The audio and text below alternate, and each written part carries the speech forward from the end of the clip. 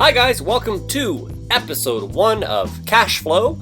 We're going to be talking about dividends today, which I enjoy because you get paid while you sleep.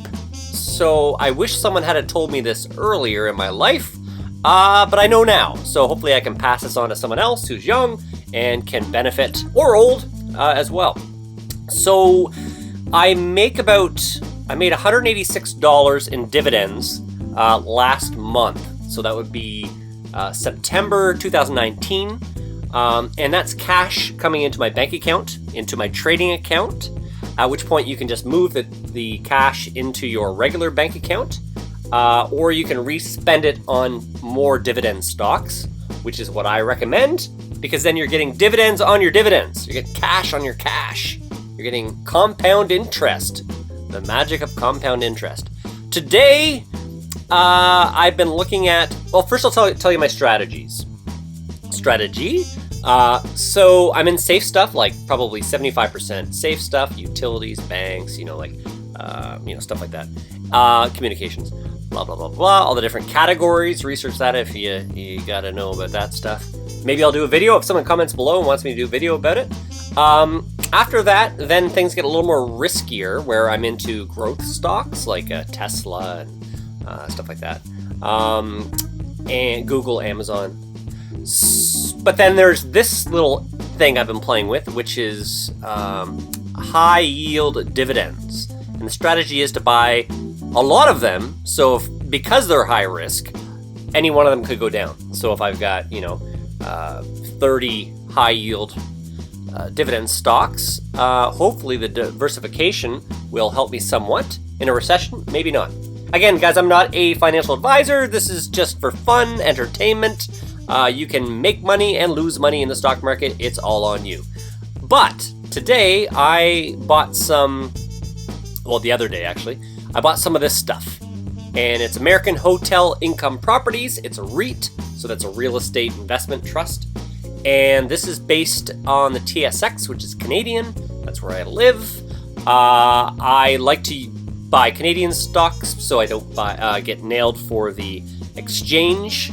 So when my bank buys American stocks, I have to exchange my money from Canadian to US funds, at which point I get dinged by the bank, an exchange fee in there, and then when I sell them, I get dinged again.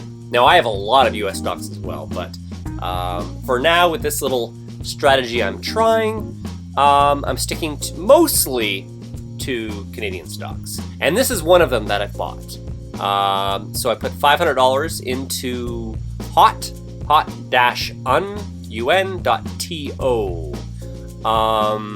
And they are paying a 12.63% dividend. So that's cash. And I believe they pay every month. They don't pay 12% every month. It's split up into 12 chunks. So over 1% on your money every month. Now, who are these guys? Are they, shysters? No, they are not. They look pretty legit. A client put me onto these guys. He's been invested in these guys for 10 years, getting paid a ridiculous amount of cash, dividend-wise. Here it is here. It's the American Hotel Income. So it's a limited partnership out of Ontario, Canada, and they're buying American hotels, or building them, close to the railways, so that they get contracts with the railway for their employees to stay at these hotels. So it seems like a stable business. They say it's a stable business. Generates stable and growing cash distributions from hotel properties substantially in the United States. They want to enhance the value of its assets and maximize the long-term value of the hotel properties through active management and expand its asset base. So here's the website if you want to research it. Look up high here. But let's see, we've put $500 Canadian dollars into American Hotel Income Properties.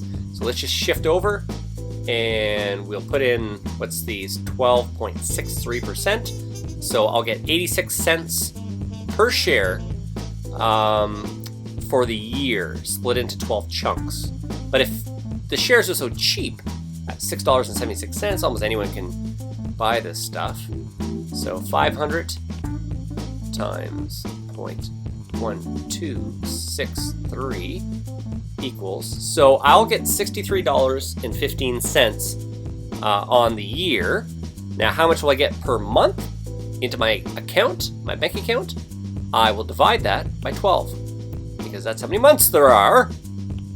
So $5.26 every month for the rest of my life without lifting a finger, if they stay in business, which hopefully they do. Hopefully they're stable.